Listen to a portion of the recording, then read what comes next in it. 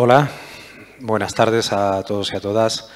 Bienvenidos a la sexta y última jornada de esta segunda edición de los seminarios de accesibilidad por derecho, titulada en esta ocasión Movilidad accesible e inclusiva.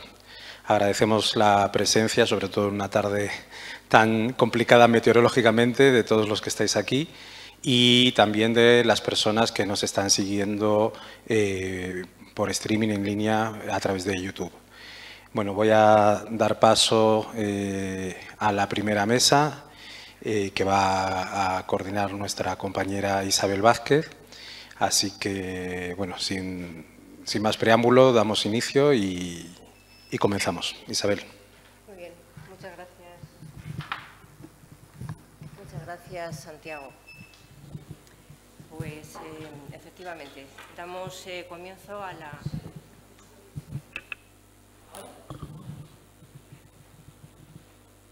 ¿Sí? ¿Ahora?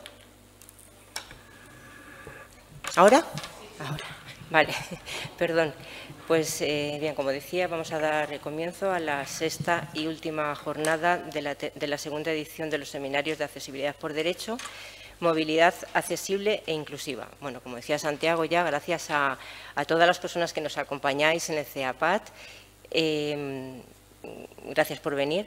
A los que nos están siguiendo a través por streaming, a través de YouTube, y bueno, también a los que en algún momento nos puedan ver, ya que todo esto queda grabado en el canal de YouTube de CEAPAT.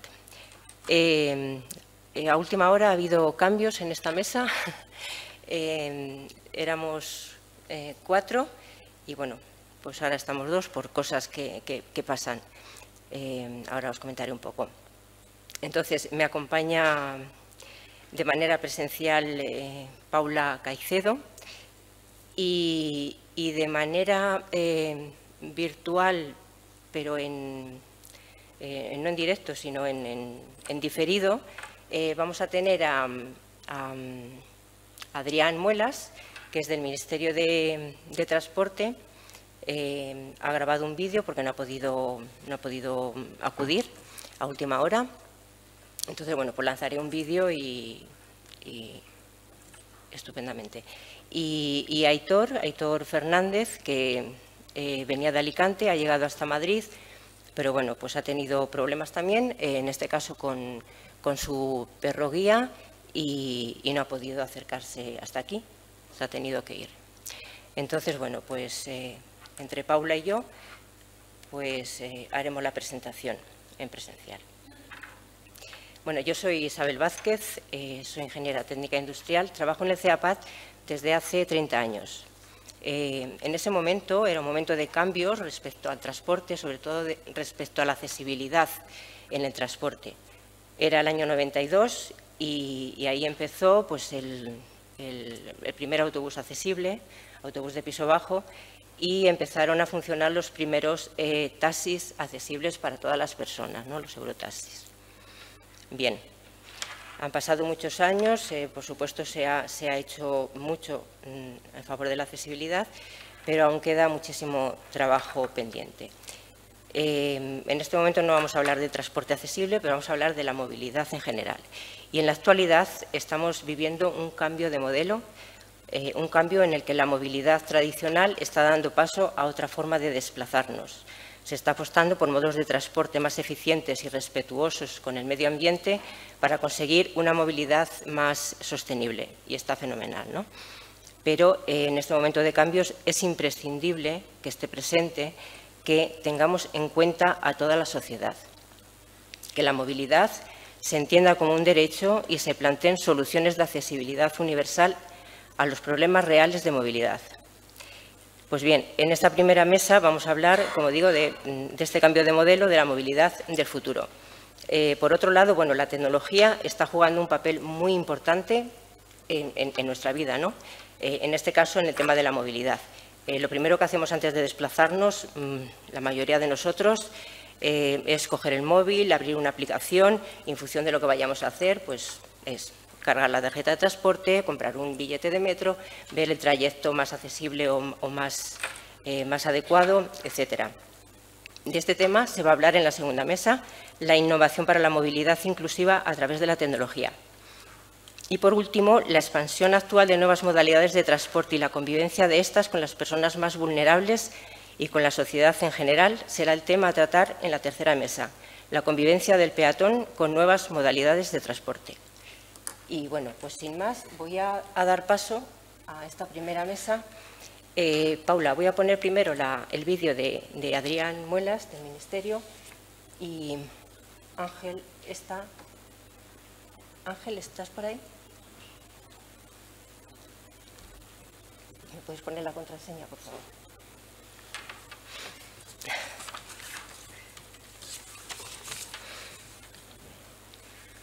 Bien. Vale. Bueno, quería comentar que hace un año más o menos, el 10 de diciembre, se aprobó la Estrategia de Movilidad Segura, Sostenible y Conectada, y uno de sus objetivos esenciales es la accesibilidad universal. La estrategia incluye una serie de medidas, más de 150 líneas de actuación y 9 ejes estratégicos. El primero de ellos, movilidad para todos, un derecho para los ciudadanos. Bueno, pues nos pareció interesante poder conocer de primera mano qué se está haciendo, ¿no? En qué consiste esta estrategia, y por eso invitamos al Ministerio de Transportes, Movilidad y Agenda Urbana. En principio iba a estar aquí Adrián Muelas, pero por motivos personales no ha podido ser. Entonces, nos ha grabado un vídeo que es un poquito largo, pero bueno, pues así nos da una idea de qué se está haciendo desde el Ministerio. Adrián Muelas es ingeniero aeronáutico de formación, ha trabajado en proyectos europeos de investigación sobre procesos aeroportuarios, también en el ámbito de la ingeniería de transportes, y en la actualidad es asesor en la Secretaría General de Transporte y Movilidad, donde ayuda a impulsar las nuevas políticas públicas de movilidad plasmadas en la estrategia y también en la futura Ley de Movilidad Sostenible recién aprobada, así como en la gestión de los fondos europeos del Plan de Recuperación. Y bueno, voy a poner el vídeo que nos ha grabado. Hola, buenas tardes. Mi nombre es Adrián Muelas Gil, soy asesor en el Ministerio de Transportes, Movilidad y Agenda Urbana. Quería lo primero agradecer a la organización por estos segundos seminarios de accesibilidad por derecho y agradecer la invitación a participar al Ministerio de Transportes para poder explicar qué estamos haciendo para avanzar en esta accesibilidad universal, en garantizar esa accesibilidad por derecho. Entonces, también quería disculparme por no poder asistir presencialmente, ya que por un asunto personal me ha resultado imposible. Y en ese sentido, un poco de contexto. De acuerdo a la Organización Mundial de la Salud, aproximadamente el 15% de la población mundial experimenta algún tipo de discapacidad, y es un porcentaje además que tiende a crecer, a aumentar por el mayor envejecimiento de la población y esa mayor prevalencia de dolencias crónicas. En ese sentido, la discapacidad es compleja, es multidimensional. Ya vemos cómo además en las últimas décadas estamos avanzando, hemos pasado de una perspectiva más individual, más médica, a una perspectiva estructural, más social. En ese sentido, desde este Ministerio consideramos la movilidad como un derecho de todas las personas, un elemento de cohesión social y una palanca de crecimiento económico. Y por eso trabajamos sinceramente en conseguir una movilidad que sea universal, realmente inclusiva, accesible y asequible, y que tenga en cuenta, que considere las necesidades específicas de todos los grupos de población. Además, esta movilidad que debe ser el mecanismo que facilite el acceso a otras oportunidades de empleo, de educación, de comercio, de acceso a servicios y de actividades sociales. Entonces, ofreciendo equidad de condiciones para todas las personas. Y es que, en ese sentido, la movilidad da derechos, un derecho básico que da derecho a ejercer otros derechos. Otros derechos como el acceso al trabajo, al ocio, a la educación. En definitiva, garantiza ese acceso a las oportunidades. Es un factor clave para la inclusión social. Es por ello que lo consideramos efectivamente como un derecho básico, ¿no? Y avanzar en él, obviamente tiene un coste, pero que hay que asumir y que requiere un precepto público, un precepto político y el compromiso de todos los agentes, ya que los beneficios de una accesibilidad universal son globales, no son particulares, sino que son para toda la sociedad. Y para garantizar este derecho básico tenemos que tener en cuenta varios principios que deben considerarse sistemáticamente para garantizar que una solución de movilidad ya sea infraestructura o un servicio, un transporte, no solo funcione desde un punto de vista técnico, un punto de vista financiero, sino que también sea inclusivo para los diferentes grupos de interés. Entonces, hay diversos principios, los que pues pongo aquí inicialmente los que consideramos los principios básicos, que vienen complementados con los que vienen más abajo. Estamos hablando de accesibilidad. La red de transporte, las estaciones, los vehículos, la información deben estar libres de barreras físicas, sensoriales y lingüísticas. Eso también incluye, por supuesto, las máquinas expendedoras de billetes, las aplicaciones de smartphone, los avisos acústicos y visuales en estaciones y dentro de los vehículos. Además, la asequibilidad. Los servicios de transporte deben ser asequibles para todos los usuarios, en particular los más vulnerables, en relación con sus ingresos y proporcionales a su coste de vida global. Una sociedad inclusiva tiene que cubrir los costes que se generen de esta asequibilidad universal para evitar que un coste desproporcionado sea injusto para una población de menores rentas. También otro principio básico sería la conveniencia. El tiempo y esfuerzo necesario para que los usuarios vulnerables accedan a un servicio de movilidad se debe minimizar para que estos usuarios puedan beneficiarse del servicio en su vida cotidiana. La distancia al servicio más cercano, su fiabilidad y la disponibilidad de información adecuada contribuyen, de hecho, a esa conveniencia y a la comodidad. Y por último, el principio básico sería el de eficiencia. Una vez que los usuarios vulnerables han accedido al servicio, este servicio en sí mismo debe ser eficiente en tiempo, en coste y en esfuerzo, para que sea atractivo, ¿no? Para que sea una alternativa real al uso privado de un vehículo. Entonces, los principales factores que contribuyen a la eficiencia son una idoneidad de itinerarios, una adecuada cobertura territorial y una correcta intermodalidad.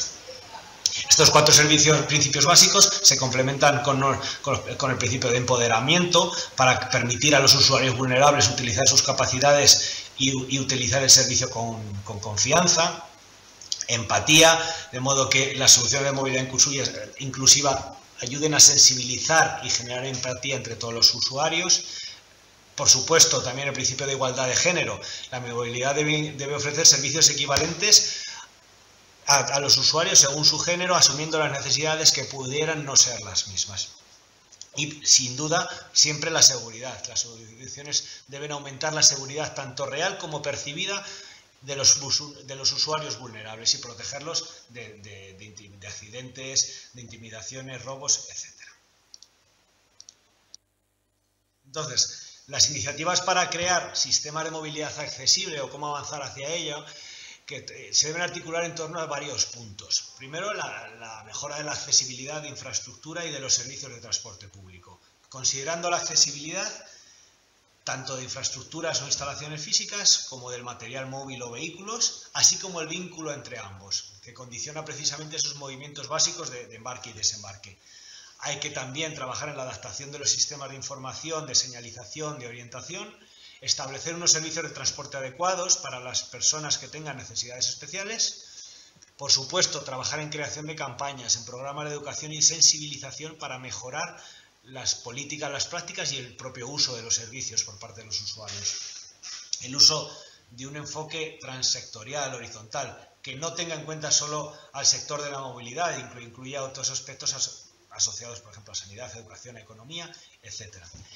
Se debe involucrar a toda la comunidad, a la sociedad civil y a las empresas, al igual que las administraciones públicas, de modo que se identifiquen necesidades y se diseñen y co-creen soluciones para esas especiales necesidades. En ese sentido, soluciones creadas por usuarios vulnerables para usuarios vulnerables responden precisamente de una manera directa a esas necesidades. Y luego también explotar el potencial y hacer un uso más extensivo de las nuevas tecnologías, que ayudan precisamente a mitigar, a solucionar esos factores que pueden provocar desventajas en el transporte a determinados colectivos. Entonces, para avanzar en estos principios, en estas acciones que he venido comentando, en el Ministerio de Transporte nos hemos dotado de 3 instrumentos fundamentales de política pública. Los 3 se complementan y están perfectamente alineados. Por un lado estaría la visión, nuestra hoja de ruta, ¿no? Es la Estrategia de Movilidad Segura, Sostenible y Conectada 2030, es movilidad, que nos marca hacia dónde ir, qué principios queremos seguir durante la próxima década.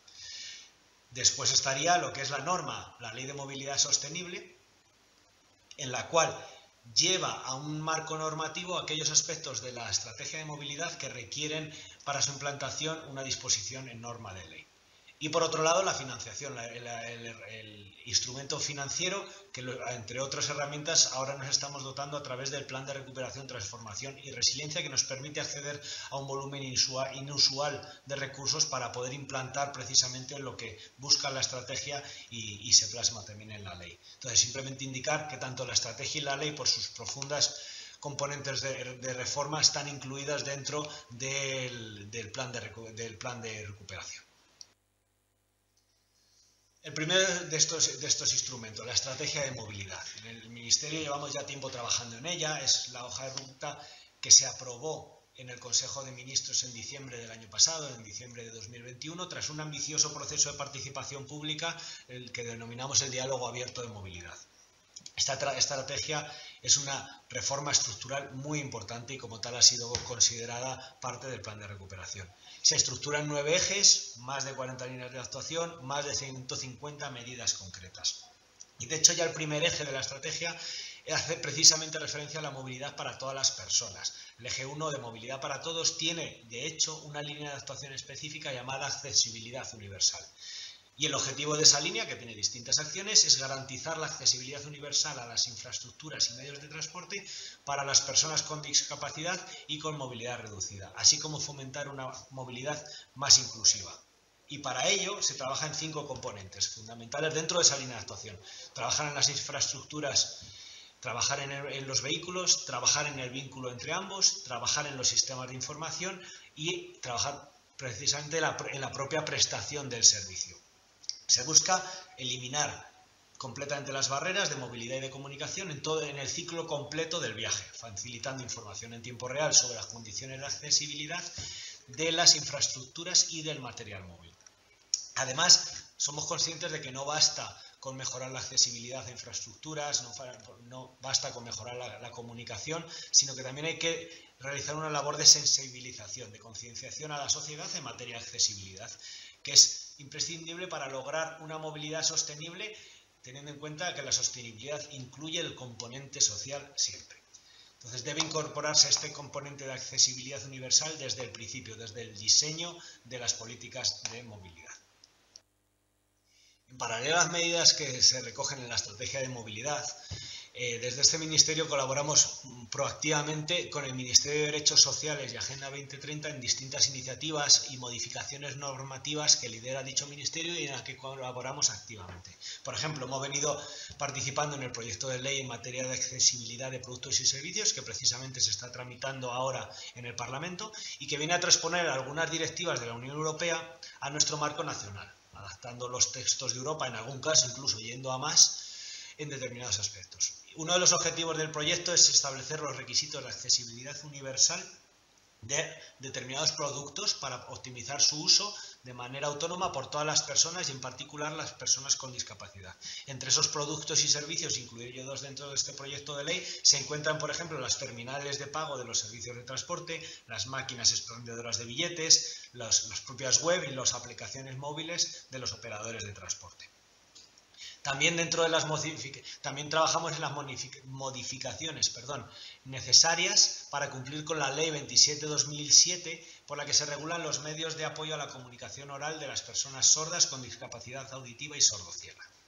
Hasta la fecha se han mantenido reuniones, hemos emitido informes, varias propuestas para la redacción de dicho Real Decreto y estamos trabajando precisamente en la actualización del Real Decreto 1544/2007, que es ya vigente, que es el específico que regula las condiciones de accesibilidad a los modos de transporte. Es el específico, digamos, sectorial de nuestro ámbito. También trabajamos en el proyecto de Real Decreto que regula las condiciones básicas de accesibilidad de las personas con discapacidad para la utilización de bienes y servicios que estén a disposición del público, para garantizar los mismos niveles de igualdad de oportunidades a todas las personas, independientemente de su estado. Entre estos servicios de acceso público, incluidos dentro de este proyecto de Real Decreto, se encontraría, por supuesto, los servicios de transporte. Y aquí debo hacer un pequeño inciso en lo que se refiere al sector, y es que Hablaba antes de gobernanza y de que es un sector muy horizontal. Y es que es un sector que tiene una componente muy global y ya por sí mismo está afectado por muchas normativas específicas del transporte a nivel europeo. En ese sentido, el sector aéreo, el marítimo, el ferroviario, el terrestre, ya disponen de reglamentación europea que busca facilitar su uso por personas con discapacidad de una manera homogénea a lo largo del continente y que ayude tanto a usuarios, a los proveedores de servicio y a la propia industria a avanzar conjuntamente en la mejora de estas condiciones de accesibilidad. Entonces, allá donde no se cubra, donde la normativa sectorial europea no cubra de manera suficiente o entendamos que no es suficiente, pues donde avanzamos a través de este Real Decreto y de los otros marcos normativos que he indicado. También indicar que la normativa, que las competencias en transporte están muy distribuidas dentro de nuestro país. Las responsabilidades sobre provisión e infraestructura de transporte se reparten entre el Estado, las comunidades autónomas y las entidades locales. Todas ellas tienen sus competencias, todas ellas tienen su propio marco regulatorio y alguna vez se generan heterogeneidades que no desean ser percibidas por los usuarios. Al final, un usuario quiere desplazarse con seguridad, con calidad, de manera accesible y no le importa si ese transporte es competencia del Estado o de una comunidad autónoma. Entonces, debemos avanzar en una adecuada gobernanza entre todos que permitan que los usuarios no se traten de manera distinta si se desplazan por una comunidad autónoma u otra. Eso en cuanto a la parte más normativa. Continúo enumerando algunas otras iniciativas en las que colaboramos con este Ministerio de Derechos Sociales. Participamos, por supuesto, en la Estrategia Española sobre Discapacidad 2022-2030 para el acceso, goce y disfrute de los derechos humanos de las personas con discapacidad y también estamos presentes desde el inicio en las mesas de diálogo interministeriales para la creación del segundo Plan Nacional de Accesibilidad. En este plan, por ejemplo, se busca mejorar aquellos aspectos que quedaron ligeramente pendientes del primer plan. Entre otros, en el ámbito, por ejemplo, específico del transporte, es garantizar una adecuada accesibilidad universal en todas las concesiones estatales de transporte por carretera, es decir, de autobús, algunas de las cuales todavía no están cumpliendo por diversos motivos las imposiciones marcadas por la normativa estatal. Además de en estos desarrollos normativos, en estas estrategias, las empresas del MIDMA, dependientes del MIDMA, trabajan en ir adaptando sus infraestructuras, sus vehículos progresivamente. Renfe, AENA, Adif, Puertos del Estado, todas ellas ya cuentan con planes de accesibilidad que se revisan periódicamente. De hecho, esta existencia y actualización progresiva de los planes es otra de las medidas incluidas en la estrategia de movilidad que mencioné al principio. En el ámbito ferroviario, por poner ejemplos, tanto Adif como de Renfe vienen realizando grandes inversiones para mejorar la accesibilidad de estaciones. En torno al más del 85% de las estaciones de los viajeros pueden viajar de forma autónoma. Se está trabajando en llegar cuanto antes al 90% de accesibilidad en todas las estaciones. Aparte del servicio gratuito de atención a viajeros que antes prestaba Renfe desde 2007, lo presta ahora Adif por la separación, por la liberalización del sector. Entonces ahora el llamado plan Adif Acerca, ¿no?, que se presta ya en 141 estaciones y más de 700.000 asistencias al año. En cuanto al material rodante, los trenes, Renfe ya tiene puesto en marcha un plan para modernizar su material rodante para todos los servicios de transporte, de modo que alcance el 100% de accesibilidad en todos los trenes. Tiene un presupuesto entre 2021 y 2025 de 28,5 millones de euros y aparte de eso, el Plan Cercanías 2025 incluye varios proyectos de accesibilidad en estaciones que ya se están implantando. Megafonía, señalización en andenes, adaptación de máquinas autoventa, etc. Otra medida de la estrategia de movilidad en otro ámbito sería, por ejemplo, el plan de accesibilidad, diseñar un plan de accesibilidad en el entorno portuario en cada autoridad portuaria, en cada puerto, para garantizar que todos los espacios abiertos al público sean accesibles. Esos planes están siendo validados en colaboración con CERMI, que colabora con Puertos del Estado para precisamente hacer un seguimiento de la puesta en marcha de dichos planes. En cuanto al modo aéreo, AENA lleva años implantando planes de accesibilidad en todos los aeropuertos de su red, incluyendo un servicio de asistencia personal a aquellas personas o usuarios que necesiten necesidades especiales de movilidad. Y recientemente, este año, se ha puesto en marcha la aplicación Te Acompaño para facilitar el tránsito por los aeropuertos a personas con trastorno del espectro autista y trastorno específico del lenguaje, de modo que así se mejore también su experiencia como usuarios y la de los acompañantes. Y remarco aquí el segundo de los instrumentos de política pública del Ministerio, el proyecto de ley de movilidad sostenible, que precisamente ayer mismo fue aprobado en Consejo de Ministros y ha iniciado ya su tramitación parlamentaria con ánimo de estar aprobado a lo largo del 2023. Es una reforma, una ley también incluida en el plan de recuperación que busca construir unas políticas públicas de transporte que nos permitan afrontar los nuevos retos que nos rodean. Se apuesta por una movilidad como un derecho de todos, como un elemento de cohesión social, poniendo al ciudadano en el centro de la toma de decisiones públicas, impulsando la inclusividad y la universalidad y, por supuesto, reforzando el papel del transporte público. El proyecto de ley, como decía, irá ahora al Congreso de los Diputados para entrar en vigor a lo largo de 2023. Con la ley se priorizan inversiones, seguridad y mantenimiento, se prioriza la participación de la ciudadanía en la toma de decisiones, la transparencia y rendición de cuentas, decía, la inclusividad y la universalidad y la financiación del transporte urbano en sus diversas acepciones. Entonces, la norma se fundamenta en 4 pilares básicos. La movilidad como un derecho social, elemento de cohesión social, para todas las personas, vivan donde vivan.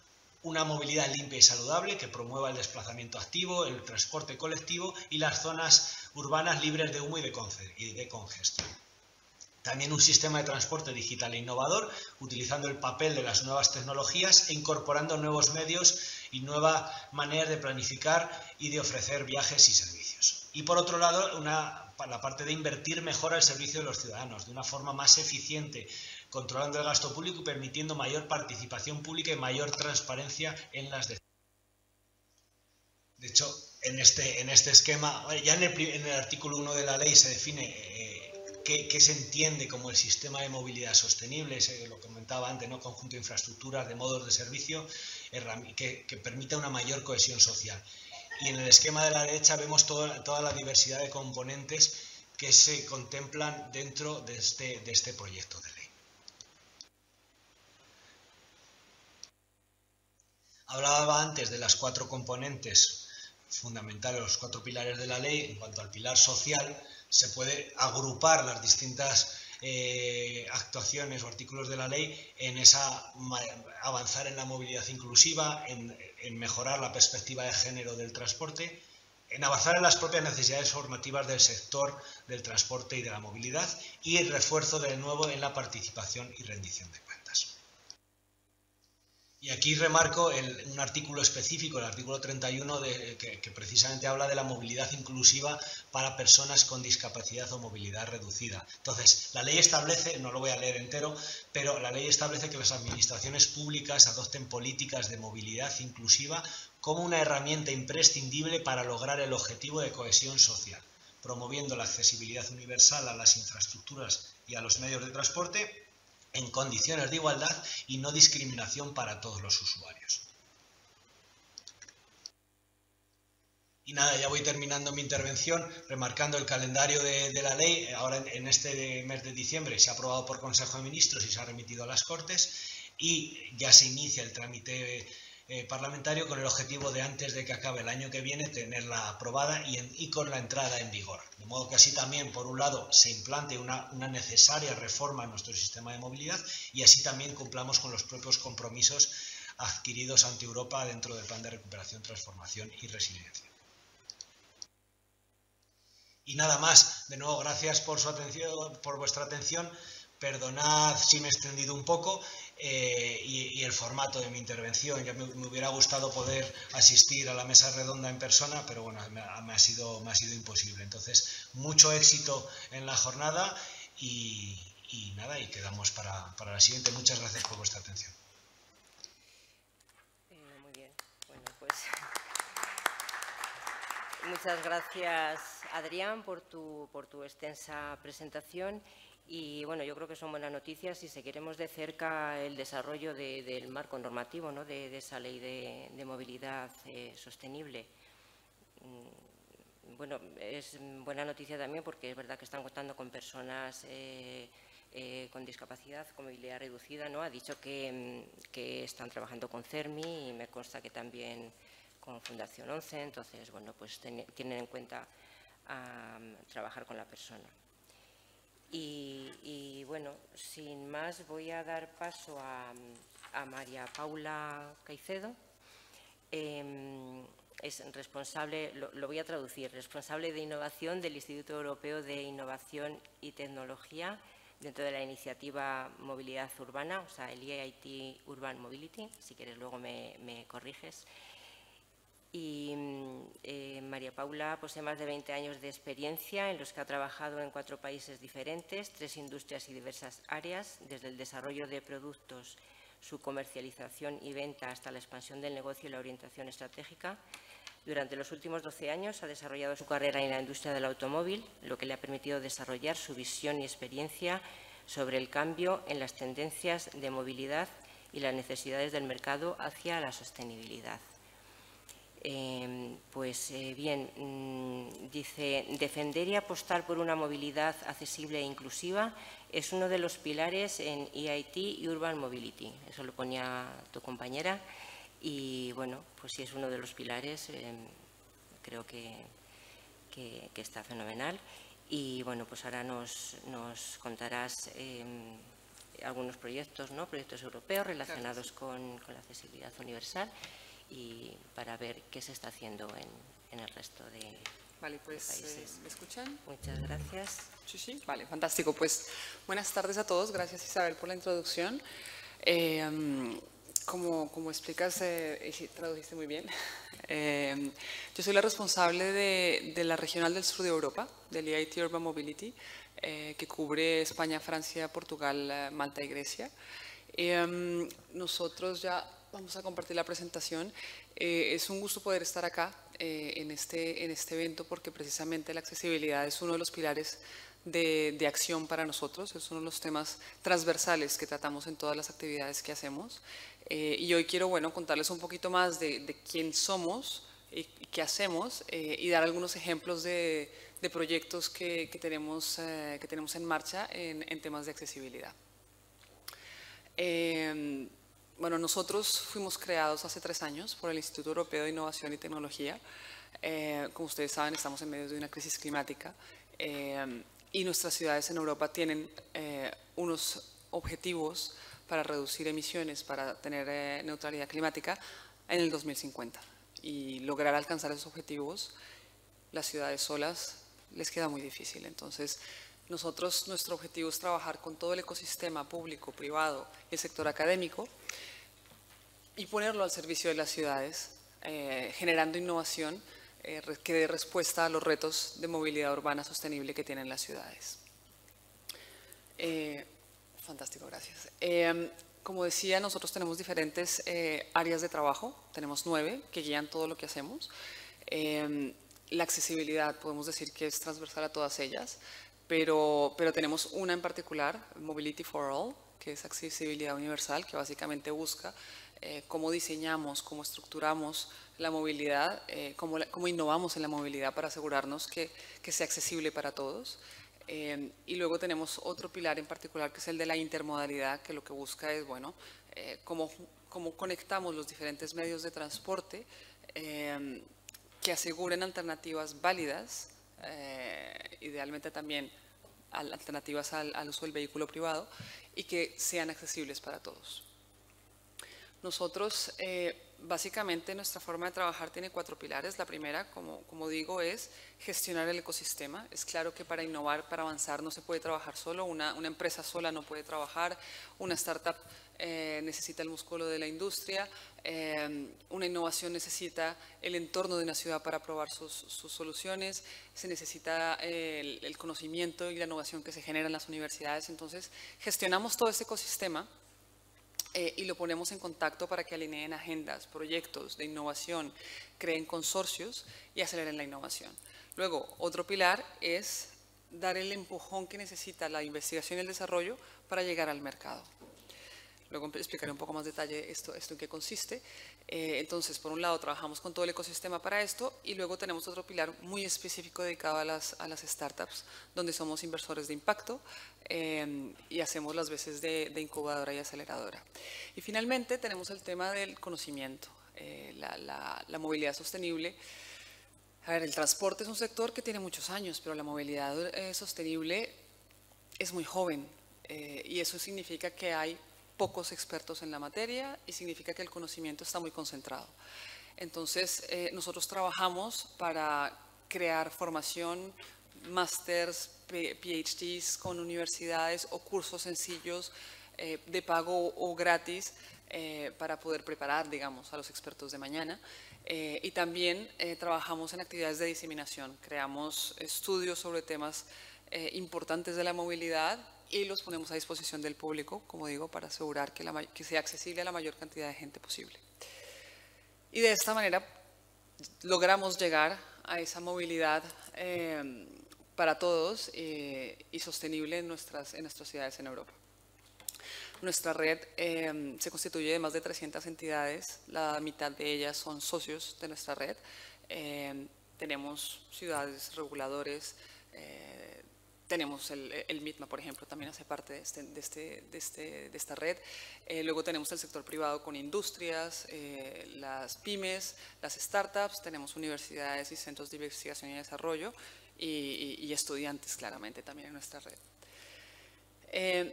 No voy a entrar en detalle de todo lo que hacemos, pero quiero hacer un zoom en la parte de acelerar innovación para poder dar un poco de background, de base para entender cómo son estos ejemplos que les voy a contar. Entonces, cuando aceleramos la innovación en el ecosistema, nosotros tenemos diferentes formas de intervenir según el nivel de madurez de la tecnología, los conocidos TRL levels. Cuando estamos en inicios, cuando más que un producto o servicio ya casi finalizado, es un concepto, es una idea, es algo que llegará pero no está acá todavía, como el hidrógeno, como la movilidad urbana aérea, tenemos grupos de estudio y de trabajo, que son nuestros Special Interest Groups. Luego a nivel de un TRL medio de 5 o 7, tenemos un equipo que hace un scouting de los fondos europeos, de este insondable mundo de los fondos europeos, para identificar las convocatorias claves que se alinean con nuestros objetivos de movilidad, y con nuestra red ayudamos a formar consorcios para responder a esas convocatorias. Y luego, a lo que nos compete hoy, tenemos convocatorias para niveles de TRL mucho más altos, cuando ya se necesita ese último empujón para hacer una demostración o un piloto antes de llegar al mercado. Tenemos una convocatoria de innovación y les contaré dos ejemplos de proyectos que hemos gestionado, que estamos gestionando con esta convocatoria de innovación. El primero se llama IPA2X. Este proyecto nace de la necesidad de mejorar la seguridad para los usuarios más vulnerables de la vía, los peatones, y los más vulnerables dentro de los peatones, que puede ser ya sea por cuestiones de edad o de limitaciones físicas.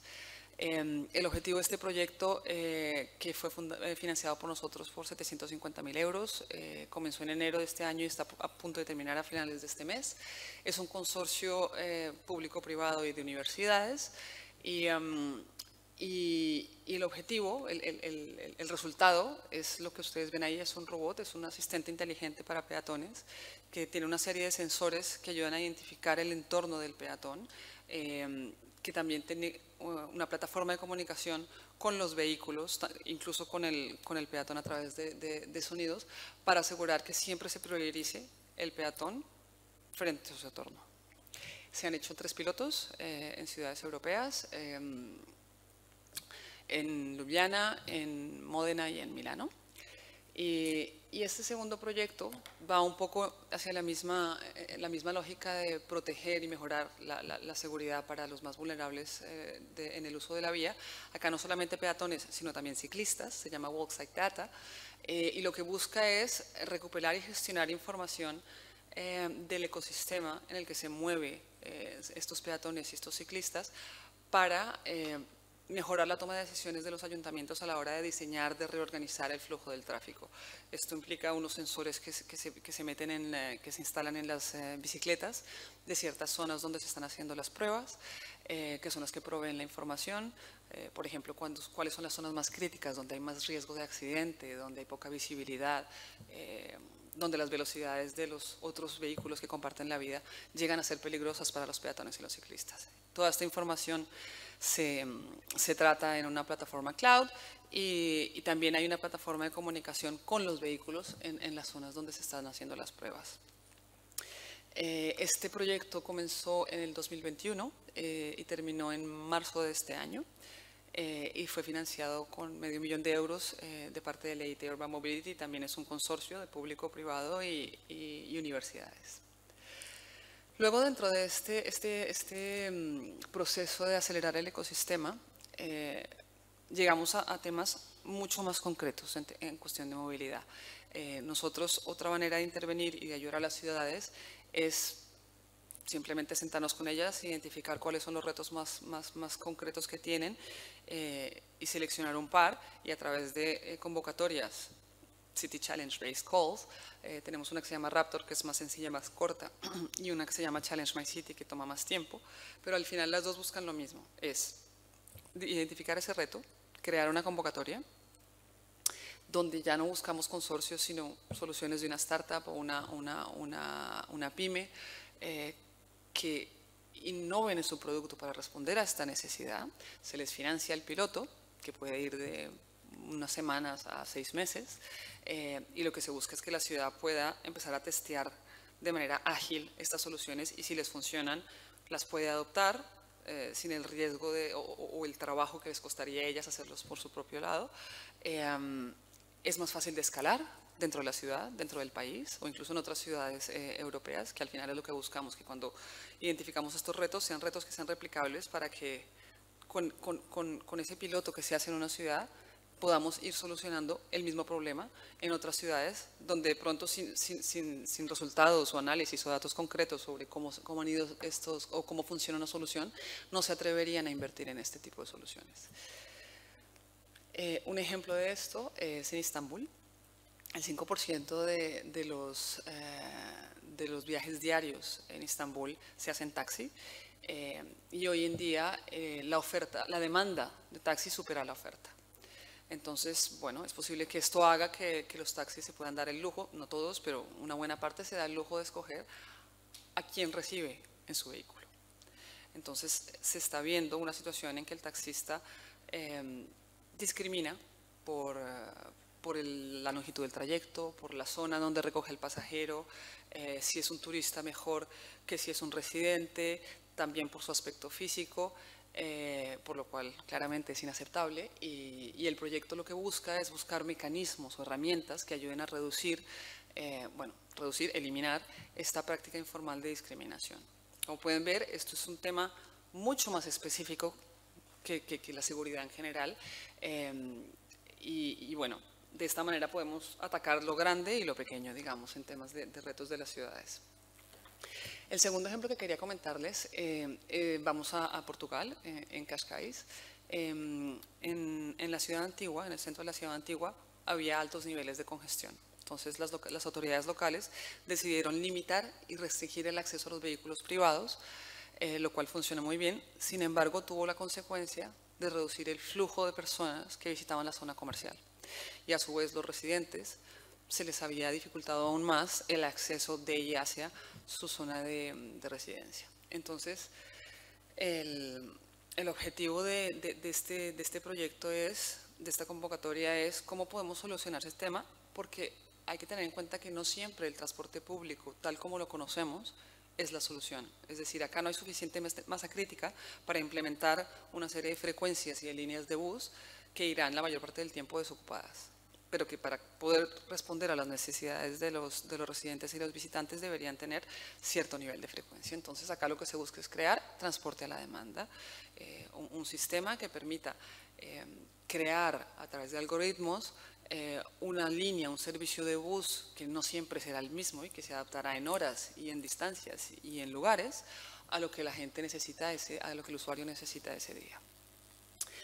Entonces, esto era a nivel ecosistema en general. Ahora si vamos, el último ejemplo que les quiero contar es hablando de startups. Como comenté al principio, nosotros buscamos ser inversores de impacto. Eso significa que no solo buscamos invertir en startups que sean financieramente viables o con alto potencial, sino que tengan potencial de tener un impacto en la sociedad y en la sostenibilidad a nivel urbano, de movilidad urbana.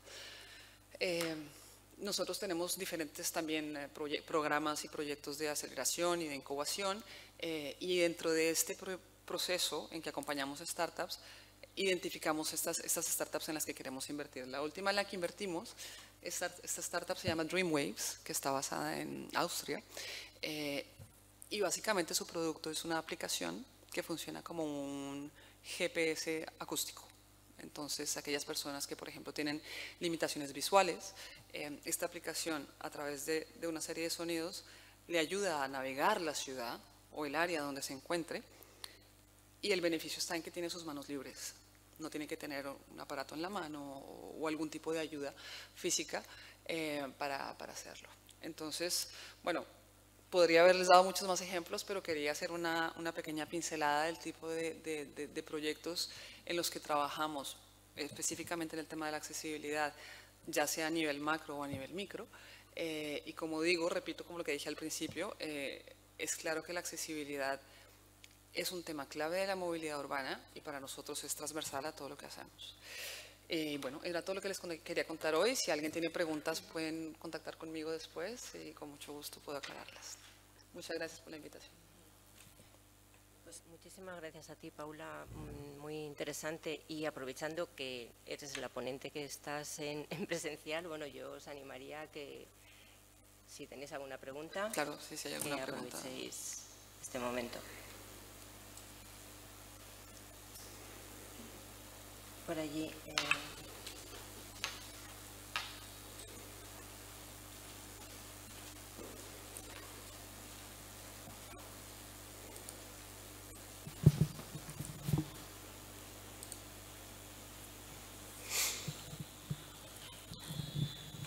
Hola, buenas, soy Andrew Godfrey de Axis. Es una empresa especialista en accesibilidad auditiva. 1 de cada 7 personas en el mundo tiene discapacidad auditiva y sobre todo en ciudades como Smart City y en el área de movilidad, lo más importante es como megafonía de emergencia, evacuación por voz. ¿Tenéis algún tipo de estrategia específica para ciudades y por movilidad sobre ese tema? Podría mirar, no conozco porque el portafolio de proyectos que tenemos es bastante amplio. De pronto puedo revisar internamente si tenemos alguno y compartirlo contigo cuando se emita el video de esto para proveer esa información. Pero es el tipo de temas que claramente tratamos y financiamos. Gracias. ¿Alguna otra pregunta? Vale, pues muchas gracias.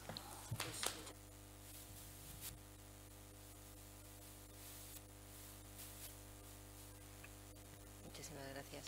Bueno, pues vamos a terminar la presentación de esta mesa, que ha sido diferente por, bueno, pues primero un vídeo, Paula, fenomenal, y ahora voy a poner un audio que ha hecho el compañero Aitor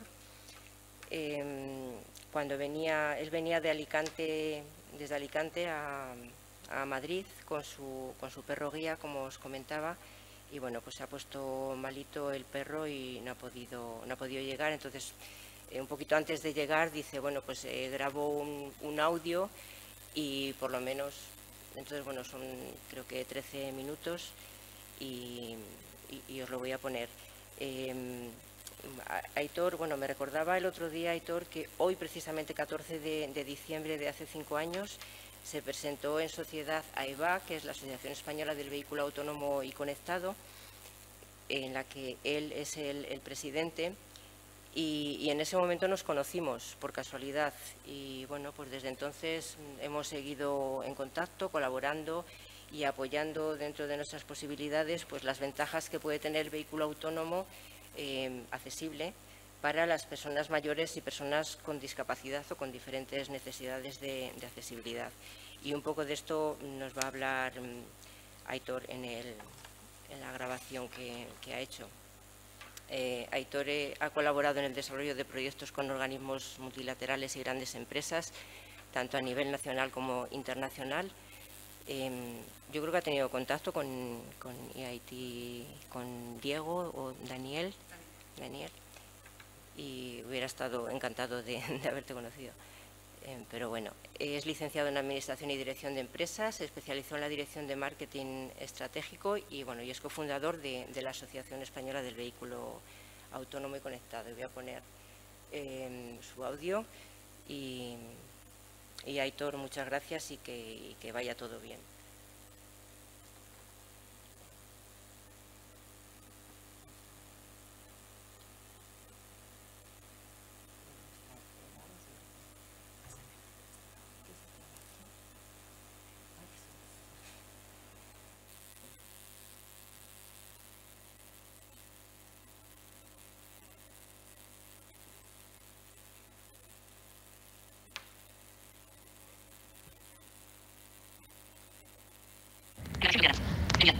Muy buenas tardes a todos. Lo primero de todo, pediros disculpas porque se suponía que yo tenía que estar hoy ahí para explicaros el potencial que existe dentro de la movilidad autónoma con la integración, pero bueno, desgraciadamente mi perro ya se ha puesto malo y no voy a poder estar. Entonces os voy a hacer llegar la charla a través de este medio, perdonar por las condiciones acústicas, pero bueno, ojalá en un futuro podamos vernos en persona y comentar todos estos temas, ¿vale? Bueno, pues allá por 2004 yo escuché en la radio una noticia acerca de una competición que iba a tener lugar en el desierto de Mojave, en California. Se llamaba el desafío DARPA 2004, el DARPA Challenge 2004. El objetivo de esta competición era que un vehículo pudiera recorrer el desierto de forma completamente autónoma, sin ningún tipo de asistencia humana. En aquella carrera participaron muchos de los ingenieros y emprendedores que más han contribuido a impulsar la movilidad autónoma desde entonces. Empresas como Waymo, que es la filial de Google, Uber, Aurora, han recibido importantes contribuciones o directamente han sido fundadas por alguno de aquellos locos que soñaba con conseguir que una movilidad autónoma pudiera ser plena. En aquella carrera, ni uno solo de los vehículos consiguió terminar el recorrido, pero sin embargo se acaban de sentar las bases de una nueva revolución. Solo 2 años después, en la segunda edición del desafío, varios vehículos consiguieron cruzar la línea de meta, demostrando que este sueño podía ser real. Desde entonces se han producido una gran cantidad de expectativas en base a los beneficios que nos va a aportar la movilidad autónoma, como por ejemplo reducir el número de muertes en las carreteras. En España el año pasado murieron más de 1000 personas y se cree que en torno al 90% de los accidentes son causados por el error humano. Una máquina no se cansa, no se duerme, no se emborracha, no se distrae. No estamos diciendo que los accidentes vayan a desaparecer, pero sí que se van a reducir enormemente, con todos los beneficios que esto va a ocasionar, quitando tanto drama, o sea, reduciendo el drama auténtico que hay por las familias, reduciendo el número de heridos con lesiones graves que son de por vida. Se va a reducir de una forma drástica la contaminación y por tanto todas las muertes que van asociadas con ella. Se estima que en torno al 43% se va a poder reducir directamente por optimizar la conducción, es decir, eliminando esos acelerones y frenazos tan típicos de la conducción humana. Pero es que si además unimos los nuevos modelos que van a surgir, como la movilidad compartida o el motor eléctrico o el futuro de la pila de hidrógeno, la reducción va a ser espectacular. Se va a recuperar gran cantidad de espacio en las ciudades. Se estima que en torno al 30% de los vehículos circulan en busca de aparcamiento. Al no ser necesario ese aparcamiento, porque los coches, si funcionan como servicio, no necesitan aparcar, podremos eliminar todo el aparcamiento de superficie. Pero al tener menos vehículos, obviamente también vamos a poder eliminar parte del asfalto, de los carriles de circulación. Y por último, se van a reducir también de forma drástica los costes. Los costes porque esa inversión inicial en el vehículo no va a ser necesaria.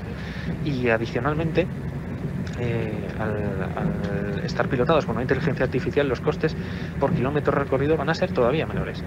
Esto es en lo que se refiere a la optimización, digamos, del tráfico. Pero es que la movilidad autónoma nos permite agregar una gran cantidad de servicios adicionales. Por ejemplo, al no ser necesaria la presencia del conductor, las ventanillas ya no tienen que ser como las conocemos hoy en día. Pueden ser pantallas perfectamente. No en vano se habla de que el vehículo va a ser la quinta gran pantalla, con la oportunidad de consumir contenido que eso nos ofrece, con la oportunidad de desarrollar interfaces que sean lo más accesibles posibles para que las personas con algún tipo de necesidad especial puedan también acceder a ese contenido, como la realidad virtual inmersiva. Otra derivada de no tener conductor es que el interior del vehículo va a poder cambiar de forma radical. No tenemos por qué tener los dos asientos delante y los dos detrás que siempre hemos tenido. Vamos a poder, a lo mejor, convertir los interiores, los asientos en camas, o tal vez una mesa en el centro para ir socializando con el resto de ocupantes, o más espacio, por ejemplo, para tener a mi perro guía, a Nadal. O para incorporar una silla de rueda. Y luego también el hecho de que el vehículo esté conectado va a permitir que se conecte con todos los elementos de la infraestructura y con los peatones. Si somos capaces de hacer que el vehículo identifique cuando una persona pues tiene algún tipo de necesidad especial, porque sea una persona con discapacidad o porque sea una persona mayor, el número de accidentes de este tipo se van a reducir también notablemente.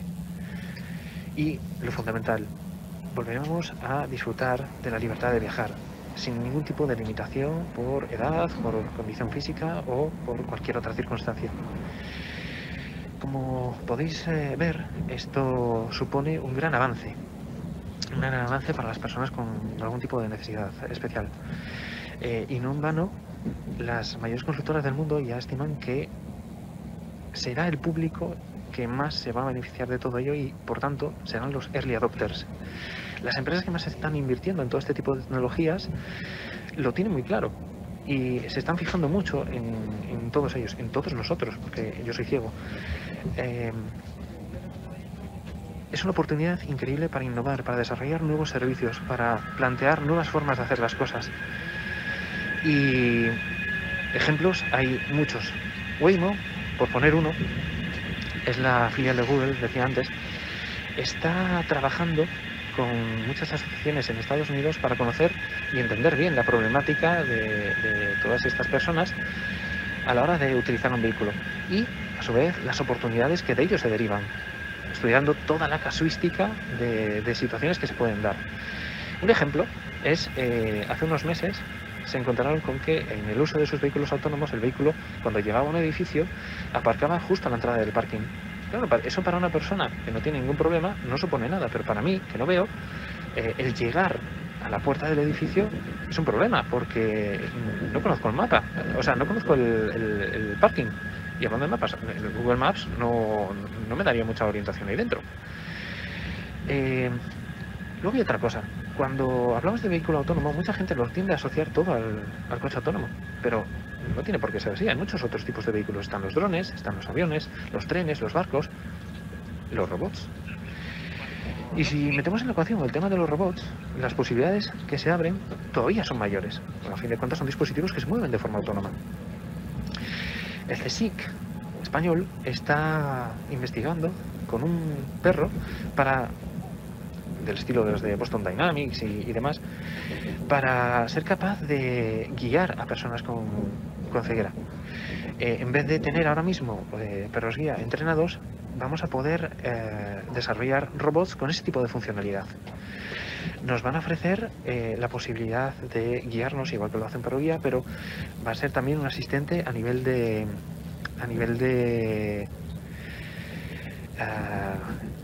¿cómo se dice? A nivel de salud. Va a identificar pues a lo mejor la temperatura corporal o puede llamar a los servicios de urgencia en cualquier situación problemática. Tendemos a asociar también que esto es para el transporte de personas, pero puede ser perfectamente para el transporte de mercancías. En la pandemia, En mi caso, yo me acababa de mudar a una ciudad del Levante español y no conocía absolutamente a nadie, ni conocía cómo moverme apenas por la ciudad. Entonces, el hecho de que me pudieran enviar a casa los productos de primera necesidad para mí hubiera supuesto una ayuda increíble, una ayuda que me hubiera cambiado por completo las condiciones en aquel momento.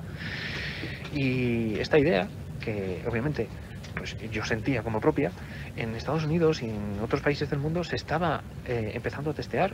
Se dieron cuenta de que el comercio autónomo, o sea, el vehículo autónomo en el sector de las mercancías tenía un potencial inmenso. Calles vacías, una oportunidad única para experimentar, mapear el circuito de las ciudades y demás. Y luego también es importante destacar la ciberseguridad en todo este entramado. Desde la asociación estamos participando en un proyecto europeo que se llama Selfie, que busca identificar aquellas amenazas y desarrollar una caja de herramientas para ser capaces de ¿cómo se dice?, de evitar que puedan sufrir ataques los vehículos autónomos. Y es interesante porque el sector de automoción es el primero que se está planteando desde un comienzo que la ciberseguridad sea una pieza clave para todo ello. El problema es que está hablando la gente y me despisto. La situación es que gracias a este proyecto se están intentando investigar todos los estándares que van a ser necesarios para que la ciberseguridad esté plenamente operativa, pero aparte se quiere hacer un énfasis en un esfuerzo por el impacto social de estas medidas en los estándares. Así que el trabajo que irá viendo la luz a lo largo de los próximos 3 años esperemos que dé resultados importantes para que estos estándares sean adoptados de forma masiva por la industria. Y por último, para terminar, me gustaría hablaros de un proyecto que queremos impulsar desde la asociación y para el cual nos gustaría contar con vuestra ayuda. Se llama Incrementando el índice de felicidad en áreas rurales. Como podéis imaginar, va orientado a las áreas rurales y al público de personas mayores. A ver, en España tenemos muchos problemas, pero en concreto 2 bastante graves. El primero es el envejecimiento paulatino de la población. A día de hoy estamos en torno al 20% de personas mayores de 65 años y se estima que para 2050 este porcentaje va a rondar en torno al 40%. Porcentaje abismal, enorme. Y el segundo problema es que se está produciendo un éxodo masivo de las áreas rurales a las áreas urbanas ya desde los años 60, con lo cual se está despoblando gran parte de la zona rural del interior de España. Esto ocasiona problemas muy gordos para las personas con movilidad reducida y sobre todo para las personas mayores. ¿Cuántas veces no han salido en los medios noticias como que un anciano aparece en casa muerto después de 3 meses? Muchas personas viven y desgraciadamente también mueren aislados, sin ayuda, sin contacto con la gente. Esto es un auténtico drama y tenemos que intentar resolverlo. La idea de este proyecto es conectar a 2 o más localidades pequeñitas para hacer un proyecto piloto en torno a 100, 200 personas con varios pods autónomos. Un pod autónomo, digamos que es como una especie de pequeño autobús que es completamente autónomo, a nivel 5, con el objetivo de volver a regenerar las comunidades. Si no podemos desplazarnos para ver a aquellos amigos, a aquellos conocidos que han estado con nosotros toda la vida, tenemos un riesgo de quedarnos aislados. Y si además podemos conectar estas pequeñas localidades con una ciudad, los servicios que se les pueden facilitar a todas estas personas son enormes. Me acuerdo de mi abuela, que cuando estaba en el pueblo y tenía que ir al hospital, tenía que ir la ambulancia a por ella a casa. Si podemos desarrollar este servicio de forma común, generalizada, las personas mayores se van a ver muy beneficiadas a lo largo de ello. No van a tener ese periodo de espera tan grande que en ocasiones hay para que las puedan llevar al hospital. Entonces, estamos intentando buscar apoyos para poder hacer este proyecto realidad, así que cualquier empresa interesada, cualquier oportunidad que surja para hacerlo realidad, contactadnos y será más que bienvenida. La movilidad autónoma es una de las mayores revoluciones que va a experimentar la humanidad. Va a cambiar por completo la economía, va a proporcionarnos las herramientas para mejorar de forma significativa el impacto ambiental de nuestra actividad. Y además supone una oportunidad única para la integración, para conseguir que la movilidad sea un derecho y no un privilegio. ¿Nos ayudáis a hacerlo realidad? Muchas gracias a todos y hasta la próxima.